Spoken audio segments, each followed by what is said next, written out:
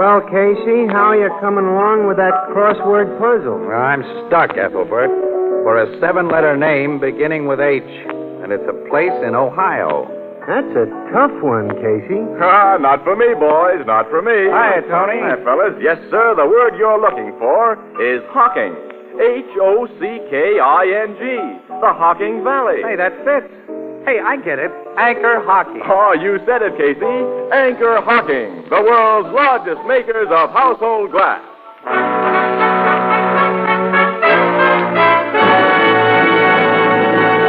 Prime Photographer, brought to you by Fire King Oven Glass. Anchor glass containers, Anchor caps and closures. All products of Anchor Hocking, a great name in glass.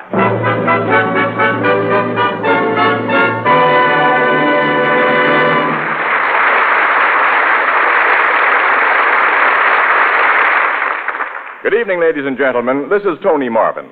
Every week at this time, the Anchor Hocking Glass Corporation brings you another adventure of Casey, crime photographer, ace cameraman who covers the crime news of a great city. Written by Alonzo Dean Cole, our adventure for tonight, The Red Raincoat.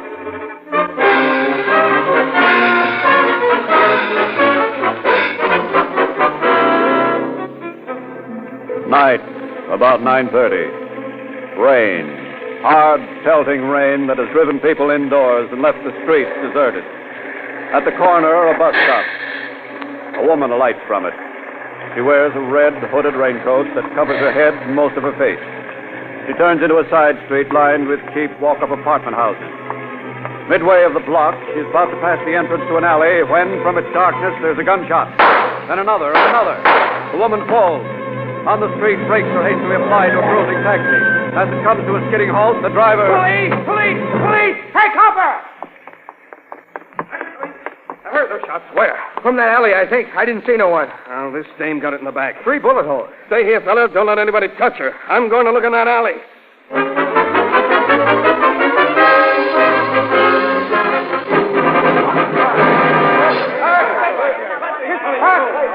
Get back, you people! Get back! This ain't a free show. There's been a murder here. Push him back, Valetti, so I'll have room to shoot a picture. I'm doing the best I can, Casey. Move, you folks, move. That's better. There's one for page 1. Now, that'll be all, Casey. Well, look who's finally got here, my old pal Logan. How often do I have to tell you that no press pictures are to be taken at the scene of a homicide until after the police photographers get through? I've got a rotten memory, haven't I, chum? By rights, I ought to take that camera away from you. Oh, no, you wouldn't do that to me, not with all these people looking on. What? Oh, not. You cops, push this mob back. Clear the block so we'll have room to move around. Sergeant. Yes, Captain. Tell me what happened here. Oh, I can tell you that, Logan. Yeah? A cab driver, that little guy over there, heard 3 shots fired from the alley here and saw this gal in the red raincoat fold up on the sidewalk. Yeah? A uniformed cop, this guy right here, heard the shots, too, searched the alley and found nothing. Well, all the rest is up to you. What does Doc's report show, Sergeant? He said the woman was killed instantly, Captain. One of those bullet holes is in line with the heart. Of course, you can't be sure it followed that line through her body until she's turned over. Well, don't do that when my tech men get through. No, sir. Anyone find out who the woman is? Not yet, sir. When we can go through her pockets, we'll probably find something that'll... Ann Williams is circulating through that crowd, Logan, trying to locate someone who might know... Say, here she comes now with a fat tape. Hello, Captain. Hello, Miss Williams. Casey, this lady thinks she recognizes the dead woman. Well, that's swell, Andy. If you can identify her, lady, your picture will be in the paper. Say, I happen to be in charge here. Oh, excuse us, Logan. Who do you think the dead woman is, lady? Well, as I was just telling this young newspaper woman officer, I can't be sure because the poor thing is lying on her face. But I'm almost positive that's the body of Nora Gelhorn, because she had a red raincoat exactly like that. She's the only woman in this neighborhood who'd wear anything so flashy. And I've got a notion that a certain person wanted her out of the way. Huh? What do you mean by that? Well, her husband, officer, has been carrying on something disgraceful with another woman. Mrs. Gelhorn told me that herself. And she wasn't the sort who'd let a man divorce her just because he happened to fall in love with somebody else. So I think... That her husband shot her? Oh, I know it's an awful thing to say, mister, but from the goings-on I've heard about it, I think he's been planning to put her out of the way for a long time. As I was saying to my eldest daughter, Eloise, only last night... Where do these Gelhorns live? Oh, over there in the corner building on this side of the street. That's number 371, apartment 4C. I live in the apartment house next door. I'm Mrs. Patch. Mrs. Ida Patch. I said to my eldest daughter only last night I said... Excuse me, Mrs. Patch.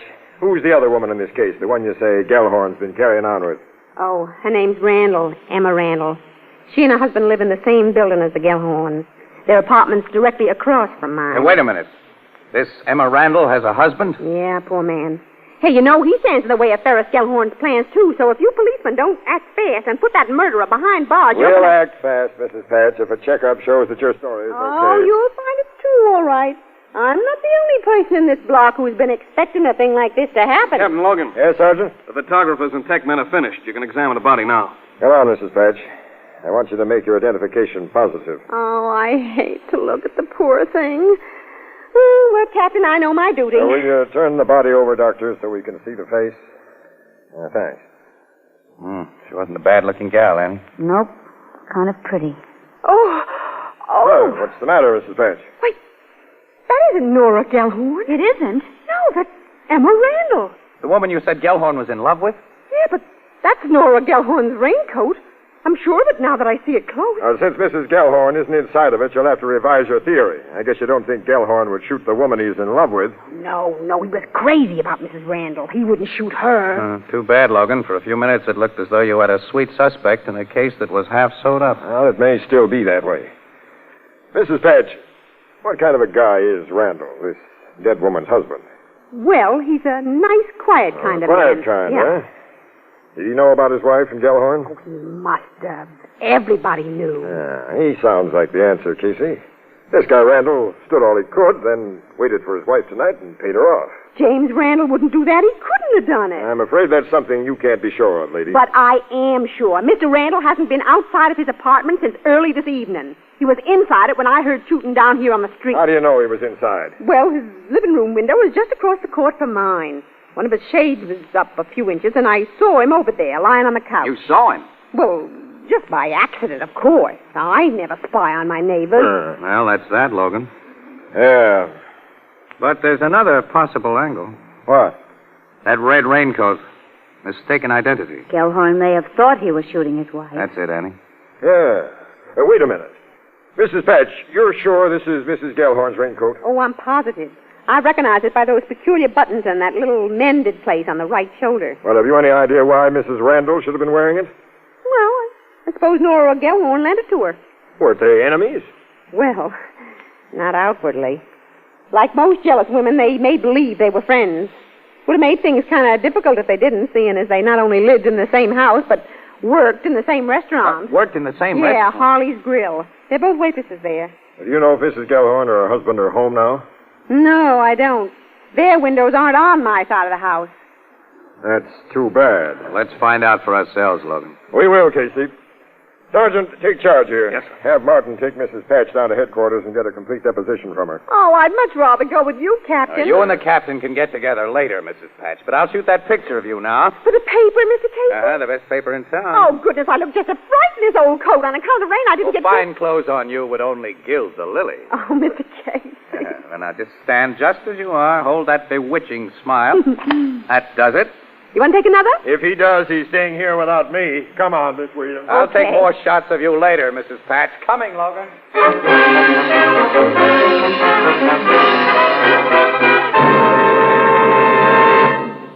With prices mounting everywhere, here's a fact that's worth noting. Right now, on the shelves and counters of your favorite chain, variety, hardware, and department stores, you will find a wide variety of pale blue Fire King oven glass dishes at prices far lower than you would have paid for any baking dish a few years ago. And each piece of Fire King oven glass, regardless of price, is guaranteed for 2 years against oven breakage. Now is a good time to replace your worn-out kitchen utensils with new and beautiful, easy-to-clean and easy-to-keep clean Fire King oven glass. Remember that Fire King oven glass is not only a sturdy, dependable friend in the kitchen, it is also an adornment to your table. Fire King oven glass is a product of Anchor Hocking. A great name in glass.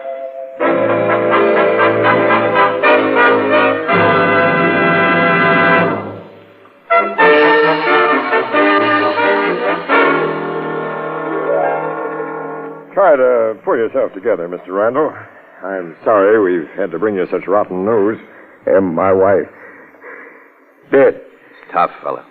Please let me go to her. I got to see her. Not now. Later, pal. Yeah, but she's lying down there in the street, you say, in the rain. They'll have taken her away by now, Mr. Randall.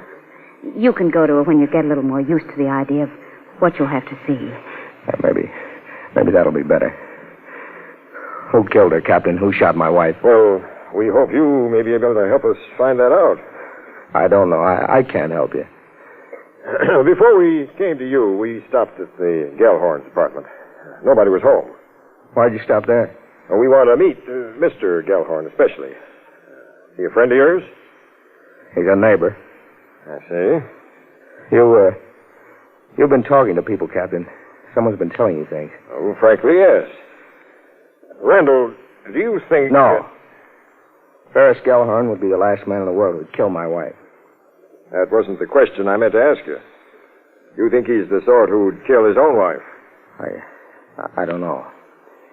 Now, when you let us in here, Mr. Randall, you said you'd been asleep. Yeah, I was tired and I came home from work and I lay down on the couch there. What time was that? It was around 6:30, Mr. Casey. I slept until your knock at the door woke me up. There was plenty of daylight when you fell asleep. Around 6:30, Mr. Randall.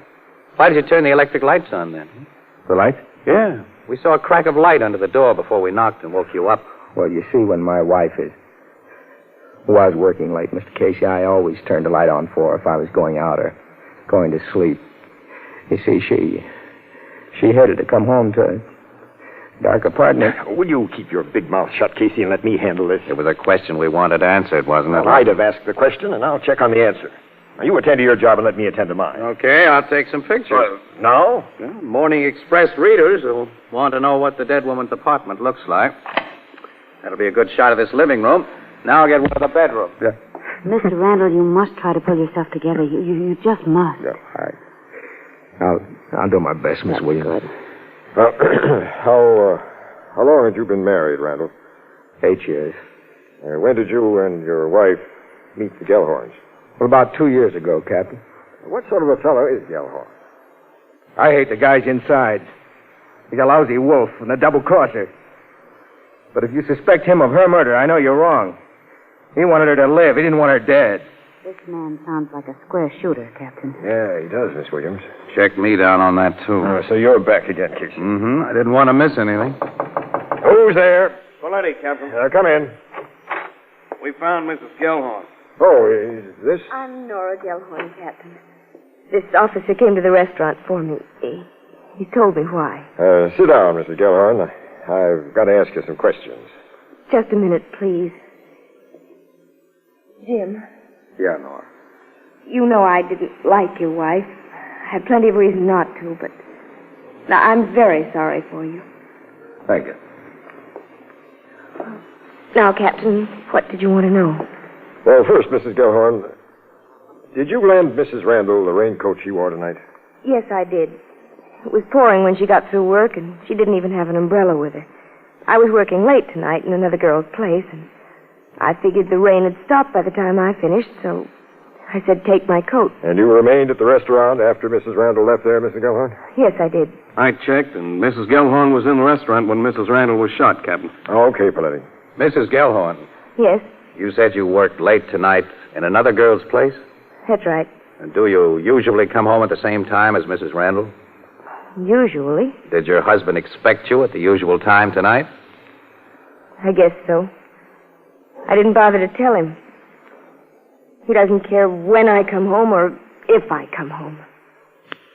That looks like the payoff, Casey. Yeah. You know where your husband is tonight, Mrs. Gelhorn? He told me he was going to the movies. What theater? I don't know. You might find him at any of the neighborhood theaters, except the 4th Avenue. He went there last night to see Lost Holiday. We'll pick him up. Sergeant Flanagan's posted guys at all the theaters around here, Captain. And that Mrs. Patch gave us a first-class description of Gelhorn. So Mrs. Patch is the one who's been telling you cops things. She told us nothing that you and Mr. Randall haven't verified, Mrs. Gelhorn. Oh, all right, then. My husband has been two-timing both me and Jim Randall here. But if you've got an idea that he killed Emma, you're wrong. I've told him that, Nora.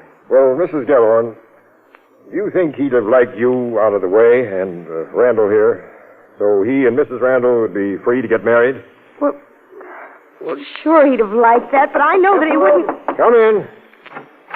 We've got Gelhorn, sir. I'm all ready for him, Sergeant. He's downstairs. You want him brought up here? Yeah, wait a minute. He hasn't been told anything. Oh, not a word, sir. Where'd you get him? Coming out of the 4th Avenue Theater. 4th Avenue? You said he'd seen the show there, Mrs. Gelhorn. Well, I thought he had last night. I can't understand. I can. Go into that bedroom, Mrs. Gelhorn. Into the bedroom? For just a few minutes. Close the door and don't come out till I call you. Then come out quick. All right, I'll do it, but I don't... Okay, Sergeant. Have Gelhorn brought up. Yes, sir. The captain will see him up here, Pete. Come on. The old surprise treatment for Gelhorn, Logan. Yeah. His reaction when he sees his wife alive is all I need now. Certainly looks as though... Everything fits. Even the theater where they picked him up. He'd seen the picture there, so he could describe every part of it that was shown while he was waiting in that alley. He went there after the shooting to establish an alibi. Sure, Miss Sure he Williams. is, Captain. Bring him in. You don't have to, Charles. I'm Captain Logan Gelhorn. So you're the boss of these monkeys who've been putting the muscle on me. What's the big idea? We're simply doing a little investigating, Mr. Gelhorn. Investigating what? And why here? Randall, what's your part in this? Why have I been brought to his apartment? I'll explain, Gelhorn, if you need an explanation after... Lady, come out of that bedroom. You in that bedroom, come out. Nora. Think you're looking at a ghost, Gelhorn? What's my wife doing here? She's the last person you expected to see, isn't she? You thought she was dead. Why, If so, wipe that phony look of innocence off your face. The woman who wore your wife's red raincoat tonight was Emma Randall. Huh? She's dead. Emma's dead? Yes, Gelhorn, with 3 bullets in her back that you put there. I get it now, Captain. He mistook her for me in my raincoat. He killed my wife. Let me at him. I'll tell him. Take it easy, boys. I've got him, Captain. Not before I get a picture. What's this all about? You know, Gelhorn. I'm arresting you on a charge of murder. Me? Murder? Got a shot of that, too. All right, boys, let's get him back to headquarters. Well, you can't do this. You don't know what you're doing. Well, come on, Casey. This case is all sewed up. Let's get our stuff to the paper. Okay, Annie. But I wonder What? if this case is sewed up right.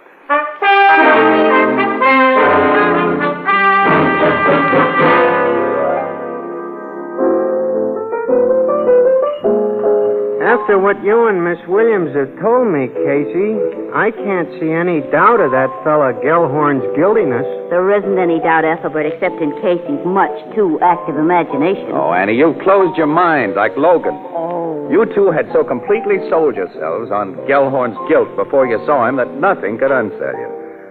It didn't mean a thing to you, for instance, when Logan's big surprise act laid an egg. Oh, that. Gelhorn didn't act as if he was looking at a ghost when his wife stepped out of that bedroom. Well, so what? He probably got a flash of Emma Randall's face after he shot her, realized the big mistake he'd made, and was all prepared. Well, that's possible, yeah. You know, Mrs. Gelhorn took longer than she should have to come out of that bedroom. And then she looked more nervous than her husband. I'd like to know why. Oh, Casey, you're trying to make something out of such little things. The parts of the case fit too smoothly, Annie, as though they'd been oiled by somebody. But I can't figure it out. Oh, nuts. You know, this Gelhorn business is a lot like another murder I read about. It happened over in England. That's the Haslington murder, yeah. Haslington was the name of the gal who got shot. You know about it, huh? Yeah, Ethelbert. Oh, that's a famous old-timer, Ethelbert. Happened before any one of us were born. It was all news to me when I read it a couple of months ago in a detective magazine. They called it The Case of the Sable Cloak. Case of the Sable... Yeah, detective magazine would. Say, you know, I promised to show you those pictures I took last night that the paper didn't have space for. Yeah, I'd like to see them.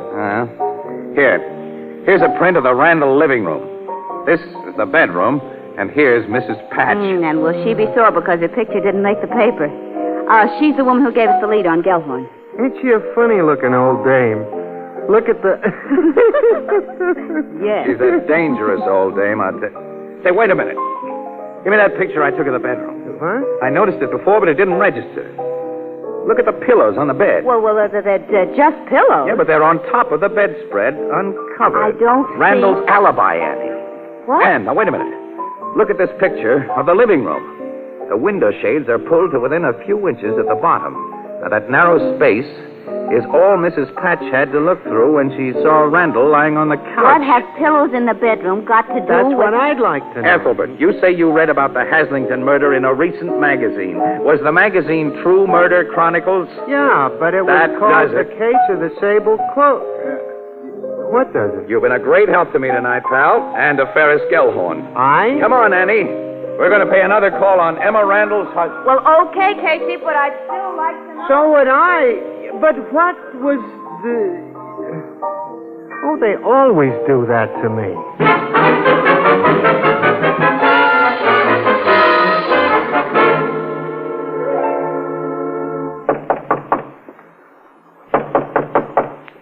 Who's that?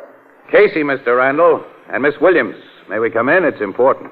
Just a minute. Casey, how are you going You'll to... soon know, Annie. A door just closed inside there. So what? I don't know why you haven't told me all you I've think. been too busy thinking to tell you any. Okay. Come in. Thanks, Randall. Sit down, Miss Williams. Thank you. Casey. I'll rest on my feet, thanks. What have you come to see me about? New evidence in your wife's murder. New evidence? Yeah. Gelhorn didn't kill her. What do you mean? Say, it's awful stuffy in here. You mind if I lift this shade and raise the window a little? Since you're already doing Thanks. Randall, you ever read a story called The Case of the Sable Cloak? No. It's funny. It was published only a few months ago in True Murder Chronicles. And I noticed several issues of that magazine here last evening. Well, those magazines belong to my wife. I never read them. Oh, I see. Well, this particular story told about a rich Englishman who fell hard for a gal named Haslington. He wanted to marry her, but he had a wife. His wife owned a sable coat, and one night he shot and killed a woman who was wearing that coat, but the woman had borrowed it from his wife, and the woman was Miss Haslington. Well, that's like Gelhorn and Emma. Yeah. The cops were pretty sure to remember the famous Haslington case if a similar murder occurred and to jump to a conclusion based upon it, see? If everything was previously arranged to point that way. Don't you think so? I don't know. Oh, sure you do. I tell you Now, how the guy who really murdered your wife was fairly smart. He started to point suspicion toward where he wanted to fall soon after that magazine story gave him his big idea. And he figured a pretty fair alibi. He even had an excuse for a light to burn when it shouldn't have, so he could be seen in a place where he wasn't. What are you driving at? After the murder, he continued to play smart. He denied his belief in Gelhorn's guilt while constantly pointing the finger at him. And he got rid of the clothes he'd worn out in the rain. I looked for them while I was in your bedroom last night. You're accusing me? Because you slipped up on a little detail last night, and because tonight, the two of you made a bigger mistake. Keep away from that door. Come out of that room, Mrs. Gelhorn. Come out. All right. Here I am. You shouldn't have let your murder partner come here to talk things over, Randall. And you shouldn't have hidden her so clumsily before you let us in. He knows, Nora. He knows everything. Shut up, Jim. He wouldn't have known anything if you hadn't said that. It doesn't matter now, does it? Yes, it does. Don't make a move. Ooh. Means you too, Miss Williams. Is that the gun your boyfriend used to kill his wife with? If it is, you'll never prove it. Nora, what are you going to do? The only thing to do, Jim. Kill these people. They know you killed your wife and that I helped you. They can send us to the chair. You'll never get away with it. We'll tell the police you broke in here and I shot you in self-defense. Just a second, Mrs. Gelhorn. I want to go on living. And I've arranged things so I will. How do you mean? You've forgotten. I opened that window. Window? Mrs. Patch. She's been getting an eyeful and an earful. I'll have you know, Mr. Casey, that I only happened to be at this window by accident. I believe you, Mrs. Patch. Give me that gun, Mrs. Gelhorn. Thank you. Now, you two smart killers, sit down and wait for the cops. Go on, Randall. Phone headquarters, Annie. Okay, Casey. After I phoned City Desk. Oh, but wait a minute. You still haven't told me why those pillows on the top of the bed made We'll you go sick. over to the Blue Note, Annie, and I'll tell you all about it. All right. Oh, Mrs. Patch. Yeah? I guarantee that your picture will be in the Express tomorrow. Oh, Mr. Casey!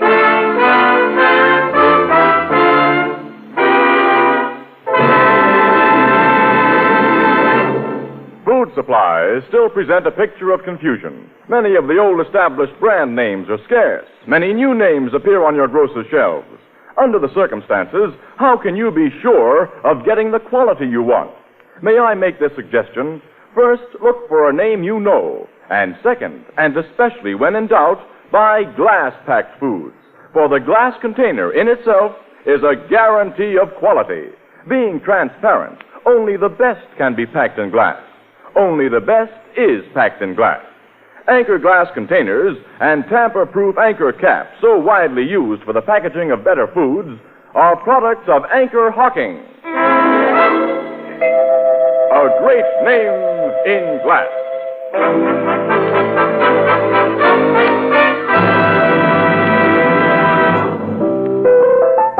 Now, back to Casey and Ann at the Blue Note Cafe. This Randall and Mrs. Gelhorn planned the killing so they could be free to tie up with one another, huh, Casey? That's right, Ethelbert, yeah. You still haven't told me what you had on Randall when you went to his place, Casey. I didn't have anything, except the Haslington case you'd mentioned. You mean the case of the sable cloak? Okay, pal, the case of the sable cloak. I think that's a nice title. I only had that, a hunch about those bed pillars, and a hope that Randall would crack up and make an admission. Yeah, what was your hunch about them bed pillows? Well, I figured Randall might have rigged up a dummy to fool Mrs. Patch. That all she really saw were his pants and shirt stuffed with pillows. And that was all she saw, too, Ethelbert. When Randall came back after the shooting, he got out of his wet clothes, put on the dry ones that had covered the dummy, and tossed the pillows back under the bed. But a little too carelessly. What'd he do with the clothes he'd worn out in the rain? Put them in Gelhorn's apartment. They belonged to Gelhorn. Randall had even worn his things.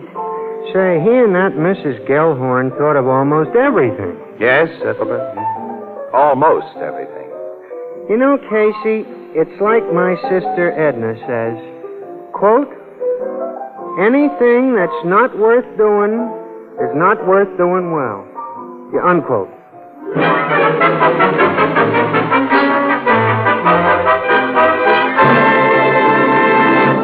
Crime Photographer is directed by John Dietz and stars Stotts Cotsworth as Casey. It is written by Alonzo Dean Cole and is based on the fictional character of Casey created by George Harmon Coxe. It's lighter, more compact. It requires no deposit, no return to the store. We're talking about that famous Anchor glass beer and ale bottle pioneered by Anchor Hocking. It will shortly be released for civilian use. Watch for it. The new Anchor Glass one-way, no-deposit bottle, a product of Anchor Hocking. A great name in glass.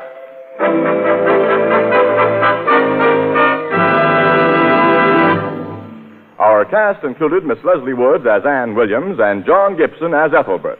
The Blue Note pianist was Herman Chittison, and the original music was by Archie Bleyer. Crime Photographer is brought to you each Thursday at this time by the Anchor Hocking Glass Corporation of Lancaster, Ohio, and its more than 10,000 employees. Anchor Hocking. A great name in glass.